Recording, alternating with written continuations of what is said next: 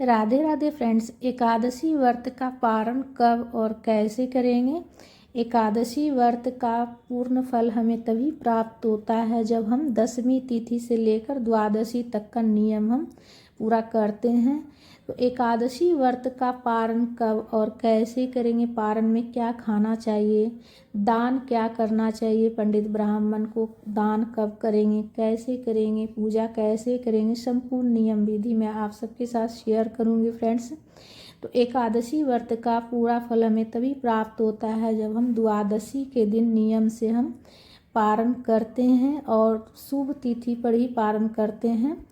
तो एकादशी के दिन जो है ना, व्रत करने के बाद रात्रि में जागरण किया जाता है और द्वादशी के दिन जो है ना, सुबह में जो है ना जल्दी उठकर, सुबह ब्रह्म मुहूर्त में जैसे जल्दी जगें और स्नान वगैरह कर कर स्वच्छ वस्त्र धारण कर कर और उसके बाद हम घर के मंदिर में सबसे पहले पूजा करेंगे। अगर पूजा की चौकी लगाकर आप विष्णु भगवान जी की पूजा किए हैं एकादशी व्रत में, तो उसी चौकी पर भी आप जो है ना पूजा द्वादशी के दिन भी कर लीजिएगा और द्वादशी की पूजा करने के बाद ही चौकी हटाइएगा। तो अगर चौकी नहीं लगाएं, घर के मंदिर में किए हैं तो घर के मंदिर में पूजा कर लीजिएगा और सभी देवी देवता का हम पूजा कर लेंगे। घर के मंदिर में जितने देवी देवता हैं सबका पूजा कर लेंगे और उसके बाद लड्डू गोपाल जी अगर आपके हैं तो लड्डू गोपाल जी की भी पूजा कर लीजिएगा। तो देखिए, द्वादशी एकादशी व्रत का पारण हमेशा द्वादशी तिथि में ही किया जाता है, द्वादशी तिथि में। और एकादशी व्रत का पूरा फल प्राप्त करने के लिए द्वादशी के दिन नियम से पारण किया जाता है, ब्राह्मण को दान किया जाता है, दान में सीधा निकाली जाती है और उससे पहले जो है ना पूजा किया जाता है घर के मंदिर में और विष्णु भगवान जी की पूजा की जाती है, तुलसी पूजन की जाती है, सूर्य भगवान को जल चढ़ाई जाती है, सभी देवी देवता का पूजा करते हैं। तो लड्डू गोपाल जी को स्नान करा ले रही हूँ और लड्डू गोपाल जी को स्नान कराने के लिए हल्का गुनगुना जल लेंगे, इसलिए कि ठंड का मौसम है और गर्मी के दिनों में देखिए आप जब नॉर्मल जल से स्नान करा सकते हैं अगर आपके घर में लड्डू गोपाल जी हैं तो। और ठंड के मौसम है तो ठंड के मौसम में हल्का गुनगुना जल, हल्का गर्म पानी लेकर स्नान कराना है लड्डू गोपाल जी को, इसलिए कि ठंड के मौसम में ठंडा पानी से, नॉर्मल पानी से स्नान नहीं कराया जाता, हल्का गर्म करके ही स्नान कराई जाती है लड्डू गोपाल जी को। तो लड्डू गोपाल जी को स्नान करा ले रही हूँ मैं, सिर्फ जल से ही स्नान करा रही हूँ, गुनगुना जल से। तुलसी पत्ता का आसन दी हूँ स्वास्तिक बनाकर और उसके बाद लड्डू गोपाल जी का बदन पोंछकर अच्छे से स्नान के बाद गर्म वस्त्र पहना दी हूँ, श्रृंगार भी कर दिए हैं। ज़्यादा श्रृंगार मैं इसलिए नहीं क्योंकि गर्म वस्त्र पहनाई हूँ हैवी, तो जैसे कि इयररिंग वगैरह जैसे गला का पहनाऊँगी वो सब जो है ना स्वेटर में फंस जाती है, तो सिंपल श्रृंगार रखती हूँ। और लड्डू गोपाल जी को तुलसी पत्ता और पीला वाला चंदन दोनों मिक्स कर कर तिलक करती हूँ। एकादशी के दिन, द्वादशी के दिन भी और एकादशी के दिन भी विशेष रूप से तुलसी पत्ता चंदन में मिलाकर जरूर तिलक कीजिएगा।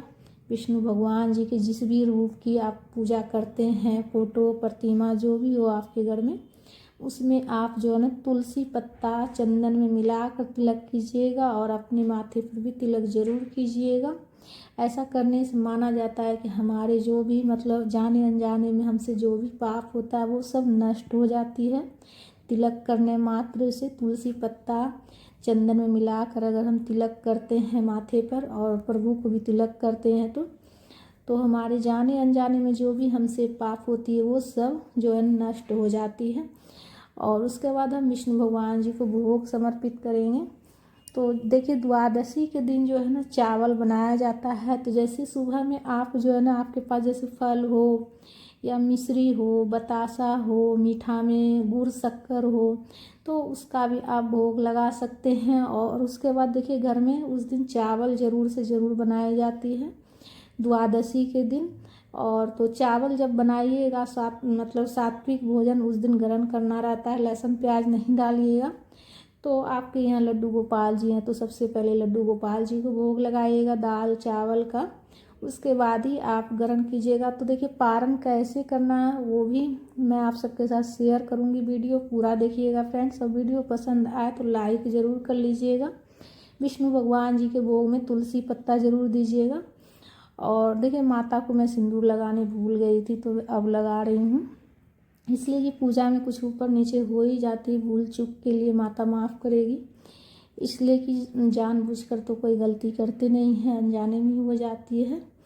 तो सिंदूर लगाने भूल गई थी मैं, तो भोग लगाने के बाद सिंदूर लगाई हूँ मैं माता को और लक्ष्मी माता को और जितने भी माता हैं मंदिर में सभी माता को।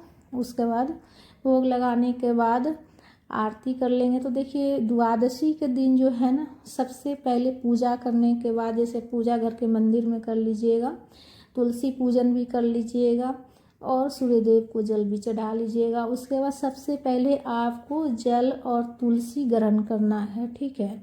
सबसे पहले पूजा करने के बाद प्रभु का चरणामृत, लड्डू गोपाल जी का चरणामृत और तुलसी पत्ता ग्रहण कीजिएगा। उसके बाद ही कुछ खाया पिया जाता है एकादशी का व्रत में।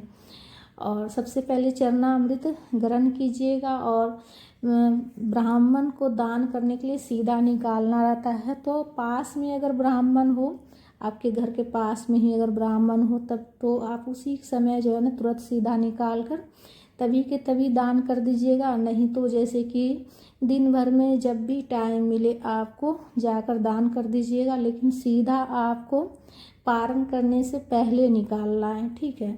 पारण करने से पहले आपको पूजा करने के बाद सबसे पहले आपको सीधा निकालना है पंडित ब्राह्मण के लिए, उसके बाद ही पारण करना है। तो पारण करने के लिए, सीधा दान करने के लिए देखिए आप आटा ले सकते हैं और आटा या चावल दोनों में से आप कुछ भी ले सकते हैं, अपना जैसा आपके यहाँ मतलब हो सुविधा अनुसार से आप ले लीजिएगा।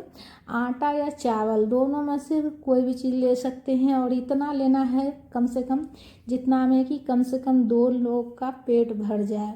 इतनी चावल दाल आटा इतनी सामग्री आपको लेनी है कि कम से कम 2 लोग का पेट भर जाए। उससे ज़्यादा आप जितना दान करना चाहे कर सकते हैं। कम से कम 2 लोग का भोजन के समान आपको सामग्री आपको निकालनी है। और दाल ले लीजिएगा। दाल में देखिए मसूर दाल को छोड़कर आप कोई भी दाल ले सकते हैं। आलू हो गया, ये सरल सामग्री मैं आप सबके साथ शेयर कर रही हूँ। मीठा में आप चीनी हो गया, शक्कर हो गया, जैसी आपके पास सुविधा हो वैसा आप निकाल लीजिएगा। और ये सारा सामग्री निकालने के बाद ही पारण किया जाता है। और देखिए ये सारा सामग्री निकालने के बाद देखिए नमक भी आप एक कागज़ में थोड़ा सा निकाल लीजिएगा, इसलिए कि ये है ना नमक के बिना हमारा सीधा अधूरा होता है।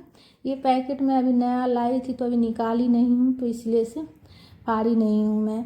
तो देखिए फाड़ कर आप कागज़ में भी थोड़ा सा आप नमक दे सकते हैं, इसलिए कि जो है ना सीधा जब भी दान कीजिए तो नमक ज़रूर दान कीजिए। इसलिए कि जो भी भोजन में जो सामग्री लगती है ना, और जो सामग्री भोजन का रहता है नमक के बिना अधूरा रहता है, तो इसलिए नमक ज़रूर दीजिएगा। और कुछ दक्षिणा रख दीजिएगा, जैसे कि हमारी जो भी सीधा सामग्री उसमें कुछ कमी रहती है तो उसकी पूर्ति हो जाती है। और दक्षिणा जो एकादशी व्रत की पूजा में आप रखिएगा वही दक्षिणा आप रख दीजिएगा इसमें पंडित ब्राह्मण को दान करने के लिए। और तुलसी पत्ता भी ज़रूर रखिएगा। और सारा सामग्री निकालने के बाद हाथ में जल लेकर आचमनी करना होता है, तो आचमनी कर लीजिएगा। आचमनी करने के बाद अगर आपके पास में ही आसपास में ब्राह्मण हो तो तुरंत के तुरंत दान कर दीजिएगा। और पास में ब्राह्मण नहीं हो तो आप ये सारा सामग्री निकालने के बाद पारण कर लीजिएगा। सबसे पहले तुलसी पत्ता और जल ग्रहण कीजिएगा, भगवान जी का चरणामृत ग्रहण करके पारण कीजिएगा। और उसके बाद जो है ना आप दाल चावल, जैसे सुबह में आप रोटी सब्जी भी खा सकते हैं, लेकिन उस दिन जो है चावल ज़रूर से ज़रूर खाइएगा। चावल से बना हुआ आप जो है ना जो भी व्यंजन आप बनाना चाहते हैं बना सकते हैं। विशेष रूप से चावल खाई जाती है उस दिन, तो चावल ज़रूर बना लीजिएगा। सुबह नहीं बना पाए तो आप दोपहर के खाने में बना लीजिएगा। तो फ्रेंड्स आशा करती हूँ कि आप सबको वीडियो अच्छी लगी होगी।